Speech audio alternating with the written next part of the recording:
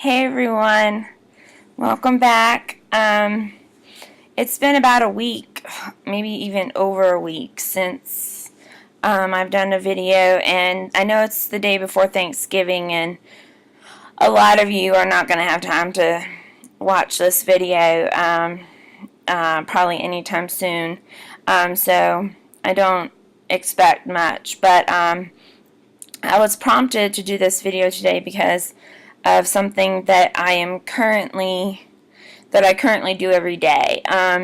So I don't know if any one of you have heard of Proverbs 31 Ministries, but if you listen to K-Love, which is the Christian radio station, they sometimes have speakers on there, and they mention Proverbs 31 Ministries. And me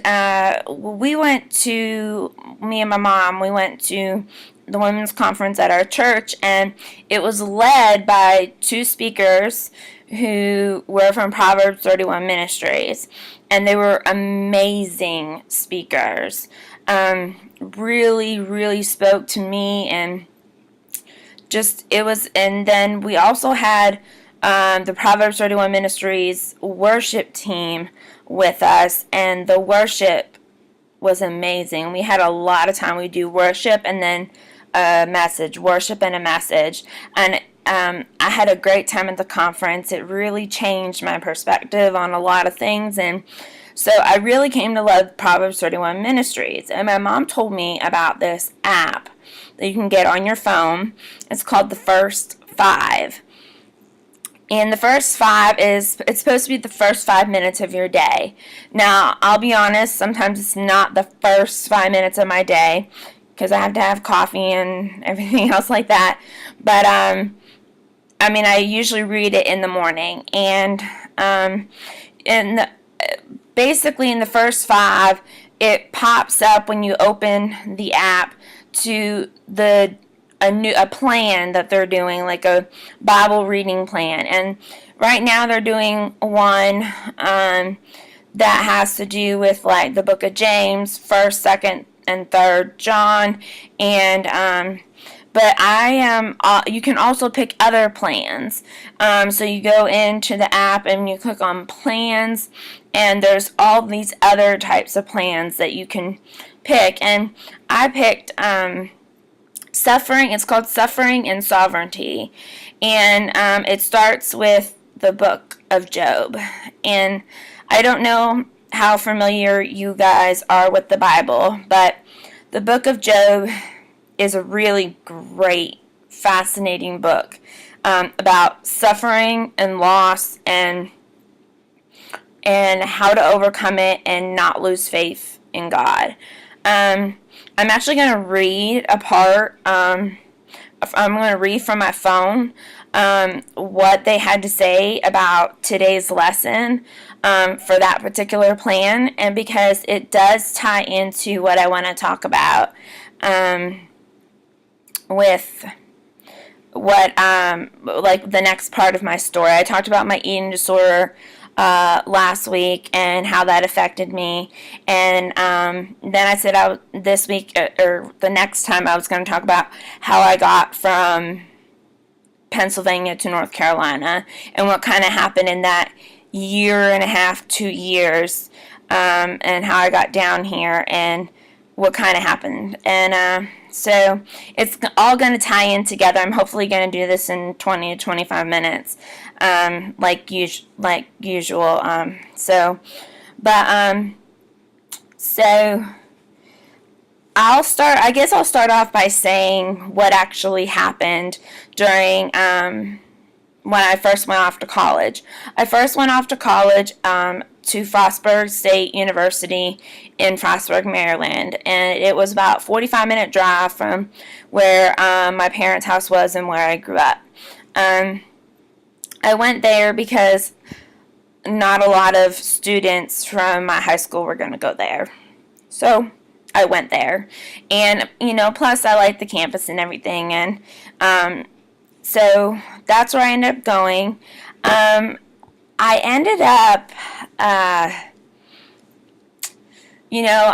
my major was psychology. I'm sure you can see why it was psychology. I had an autistic brother. I went through eating disorder and self-mutilation, and then went through family counseling and individual counseling and stuff all throughout my childhood and adolescence. So that led me to the love of psychology and wanting to learn and to help people with special needs and to help people with any kind of mental health need.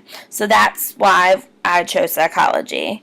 So I really enjoyed myself. I stayed on campus in a dorm, and I shared, it was a suite, and I shared the room, the bathrooms and stuff with 3 other girls. I became really close with them.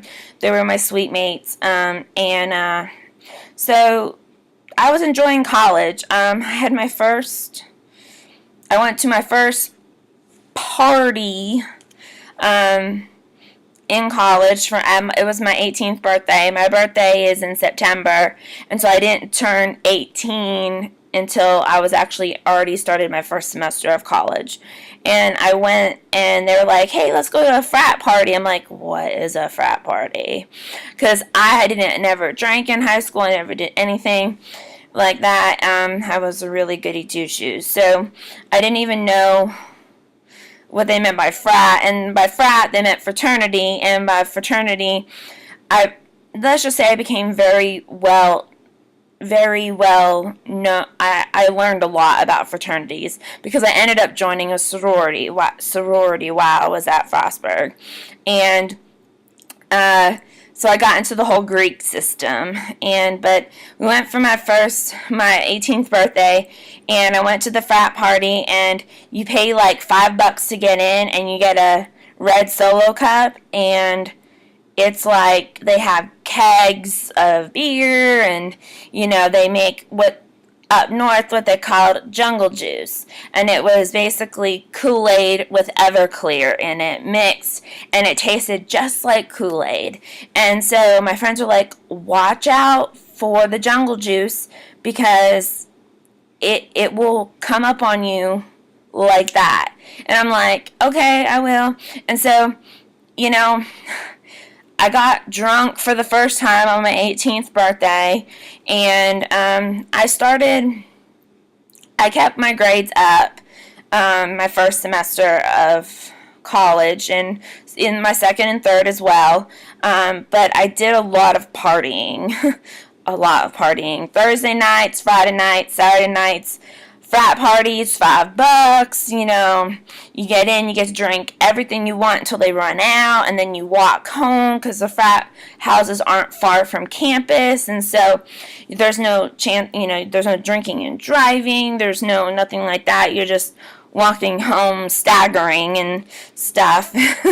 But I had a really good time. I know that's might sound bad to say, but I had a really good time, and I was getting over my eating disorder symptoms, and I was becoming more confident in myself. My self-esteem was rising. I had guys interested in me for the first time, which was really, really strange and really hard for me to kind of grasp and comprehend because nobody in high school ever wanted to date me, or I went to all dances, prom included by myself or with girlfriends.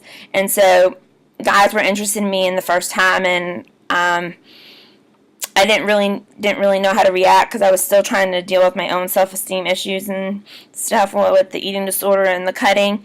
So anyways, I ended up this one guy, he really, really liked me, and I went out on a couple of dates with him, but he was more of a friend, and so, but one night, I went into a bar. I used one of my sorority sisters' IDs to get in. I was 19 at the time, and when I got in there, I know they knew that I wasn't 21. I didn't know what to order at the bar. I looked like an idiot, probably, and I was just like, what do you even order? Like, what do they have here besides beer? Like, what drinks do you order? And someone just was like, get her a screwdriver. which is like the orange juice and vodka and stuff. And I'm like, a screwdriver? Okay, I'll have a screwdriver.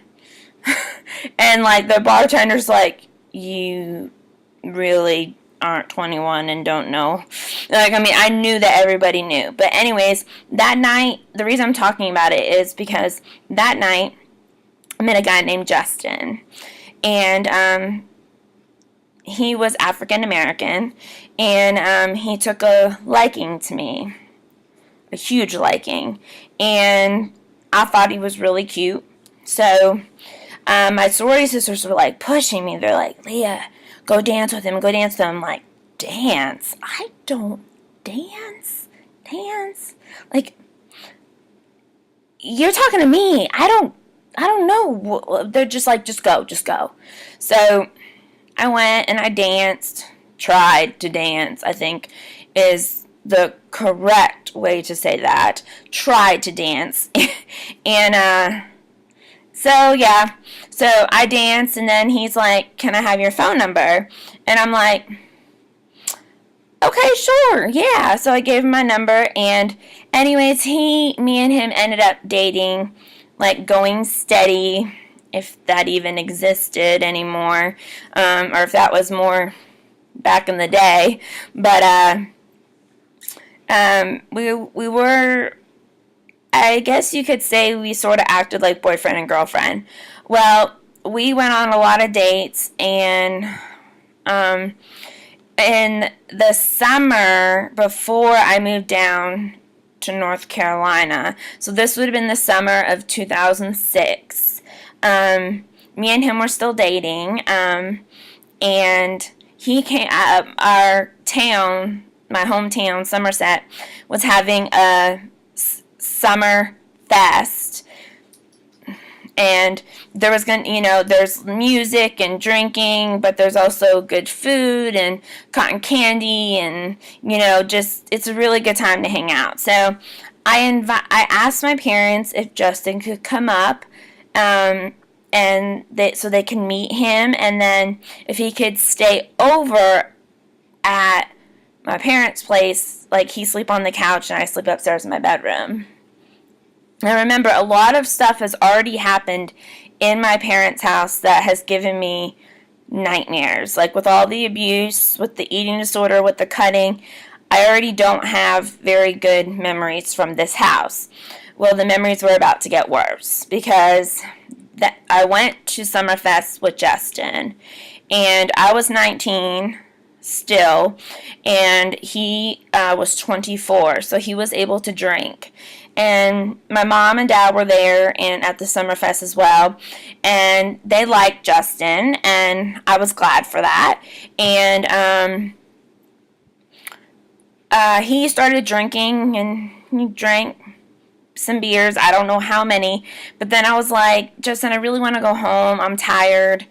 And so it was about midnight, I think, and we went home. My parents were still there at the Summerfest, talking to all the family friends that they had, and I went home with Justin, and as we were getting near our house, he pushed me up against my parents' car, and he started kissing me and making out with me. Okay, fine. It was a little weird. He came off a little aggressive, and I was kind of taken aback, because it was like just kind of, he like shoved me.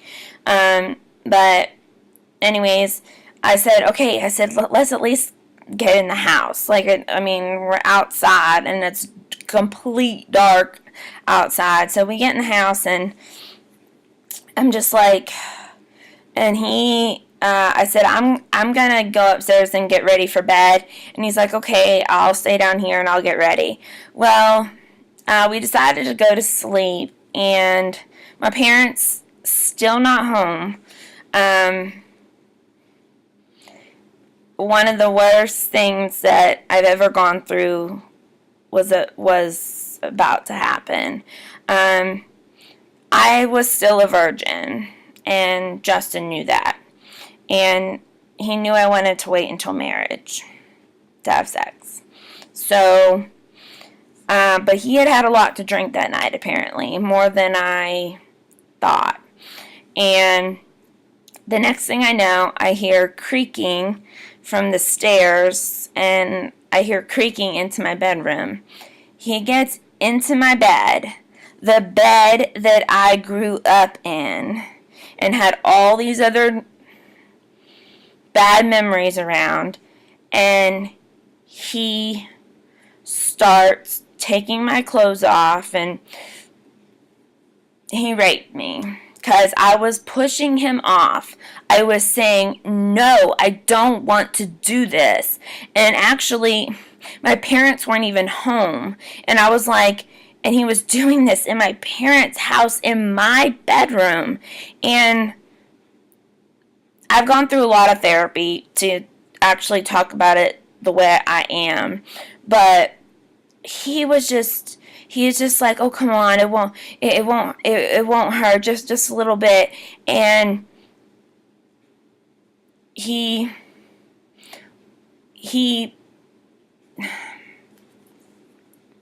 wouldn't listen to me, and so he ended up raping me. But in the middle of it, we heard the door, the front door being, like a key was being put in, and it was my parents coming home. So Justin as quickly as he came in, he quickly got out of there, ran downstairs, got back on the couch, and acted like he was never in my bedroom. I didn't tell my parents or pretty much anybody about this for years. I didn't report it, didn't tell my parents. I mean, it was years. I think it was like over 5 years till I told anybody about this story. And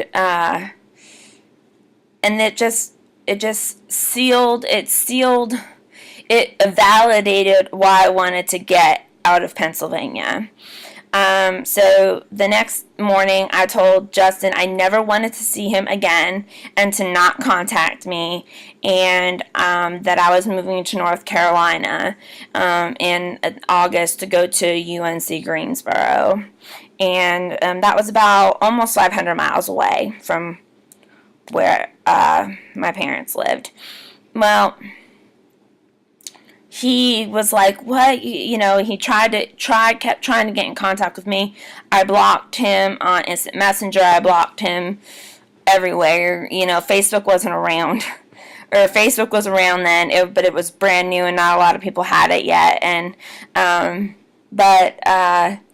I blocked him everywhere I could. And, that happened in July. The next month I came down to North Carolina.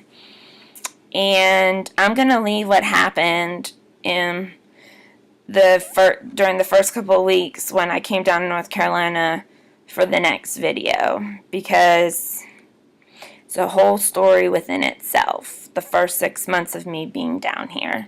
But to tie this all in, so I've been through physical, emotional, and mental abuse from my brother. I have had an eating disorder, self-esteem issues, self-mutilation issues, suicide attempts, and then rape. So this all happened before my 20th birthday. So I've been through a lot, and I'm still going through a lot with chronic Lyme, endometriosis, gastroparesis, and I just been through a lot in my 31 years. So I'm going to read from the first 5, the app I was talking about, and I'm nearing 20 minutes, so this is probably going to be about 25 minutes. But I want you guys to hear this, because this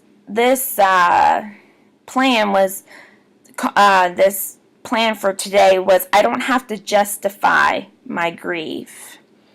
Today's reading was Job 6, chapter 6, and I read it, but I want you to hear what Proverbs 31 Ministry says about it. In times of grief, the last thing we expect to hear is correction. When hope dims and worry grows, we are in the weakest emotional position to handle criticism. And yet that's exactly when some people feel compelled to voice their opinions, like Job's friends. Job 5 ends with Eliphaz basically telling Job that he's the reason for his own suffering and to be thankful for it. Eliphaz counsels, "Blessed is the one whom God corrects, so do not despise the discipline of the Almighty." How easy Eliphaz makes it all sound. To him, the problem and solution are simple. Job sinned, God punishes, Job should confess, and God will restore what Job lost. Job had lost his family, all his livestock. He's lost everything, pretty much everything. He is grieving and suffering really, really bad. And one of his friends says, "It's because of you. You sinned. God is punishing you. Now you need to confess, and then God will restore everything." Let me continue. Eliphaz's response shows he has no idea the depth of Job's grief, nor what it will take for Job to heal. Neither does he know what is happening in the heavenly realm, and yet he's confident his opinion is fact. Because of that insensitivity, Job 6 opens with a grieving Job on the rebound. Not only does he have to manage his broken heart, but now he feels the need to defend himself to his comforting friend. Job attempts to convey the depth of his grief to one who seems to have underestimated it. "If only my anguish could be weighed and all my misery be placed on the scales, it would surely outweigh the sand of the seas. No wonder my words have been impetuous." Job calls his own words impetuous, and for this chapter and the next, we'll see Job ricochet from one belief to the next, revealing the tumult of his heart. He bounces from believing God is shooting him with poison arrows to wishing God would take his life, to begging for his friends to confirm his innocence. Eliphaz's comments have shaken Job deeply. Previously, Job was rock solid in the faith department. Hence, God's comments to Satan in Job chapter 1. "There was no one on earth like him. He is blameless and upright, and a man who fears God and shuns evil." But the combination of grief and bad advice has almost undone him. In the coming chapters, we'll see Job swing like a pendulum, and who can blame him?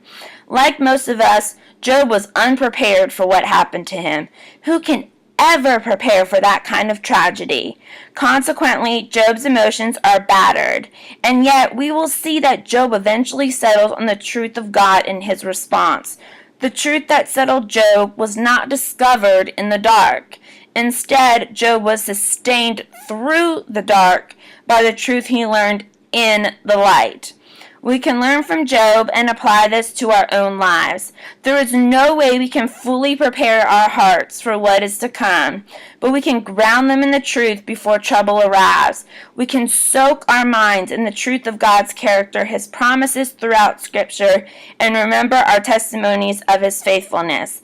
Then we will be like the wise man who built his house on a rock. The rain will fall, the floods will come, the winds will blow and beat in our house, but we won't fall. We will stand strong on the rock of God's word and the truth of his character. When the hard times come, and they will, we can hold tight to what we know to be true, and no circumstance or wrongly spoken word will shake us for long. We may stumble, but like Job, we will get up. And I wanted to read that to you because it hurts when a friend or family member is supposed to be comforting you and then instead says it's your fault that you're suffering because you have sinned and done something against God and he is punishing you for it. That's not how it works. Job says you do not understand the deepness and how deep my anguish and grief is, and I do not have to justify my grief. I don't. And see, everyone goes on their own journey. And you meet people in life and you don't know what goes on behind closed doors. You don't. You think you might, but you don't. And I have been through so much in my 31 years. I have barely had any breaks. I've gone from abuse to abuse to abuse to, and you will see, as I map out the last 10 years of my life, it kept piling on and piling on. And right now, it's still piling on. And when people tell me, like, their intentions are good, but when they tell me that because my faith is because of my faith isn't strong enough that I can believe that I don't believe that I can be healed. See, that's wrong. And it hurts. Just like it hurt Job. And Proverbs 31 Ministry, the writer there is exactly correct. You do not need to justify your grief. And you may stumble, you may doubt, but your faith will remain. See, you can doubt, you can question. Job questioned all throughout the book of Job. He questioned, why, God? Why would you put me through this? Why do you continue to take everything from me? And you know, sometimes we get answers later down the road, sometimes we don't. But it's okay. It's okay to doubt. We're humans. We live in a fallen world. And people who say that you have caused your own suffering is just plain wrong. They are interpreting the Bible in a way that is wrong. It is wrong. And Job, through the first 5 that I've been through with Job, and all the chapters of Job, there's Job and the Apostle Paul. They all were like, please stop this suffering. Why are you doing this? So you see people in the Bible questioning God, but that doesn't mean that their faith didn't remain strong. Sometimes we as humans just break down, and that's okay, because we're human. We have feelings. But please, from experience, and from someone who's been through a lot, and from experience for someone who has been told that it was my own fault that I was suffering and not getting better, please, don't ever say anything like that to anybody. Okay? So, I kind of want to time this, and it's 28 minutes now, so I'm going to wrap up, but just felt like that was a really important message that I needed to get out there. People who are suffering, that you don't even know who are suffering, be kind to people. Be kind. You don't know what they're going through. And if I wasn't sitting here on YouTube telling my stories about everything that I've been through up to about my 19th, 20th birthday so far, I have much more to tell. You would think that I was a happy-go-lucky person, but I'm not. I am because of my faith in God, but I've been through a lot. So please watch your words. Watch what you say, because words do hurt. Words hurt. So be kind. And thank you for tuning in. I'm sorry it ran about a half hour long, but I just felt that it was really important for me to read that. And so, anybody who is suffering, don't let other people think that God is punishing you for something that you did, because it's not true. Alright, but next video I will talk about what happened when I first got down here to North Carolina. About the first 6 months I'll talk about, because a lot happened. And not so good stuff again. So thank you for tuning in. I hope you tune in again the next time I have a video, and the other 2 videos are still up to watch, and I hope you guys have a blessed Thanksgiving. See y'all later.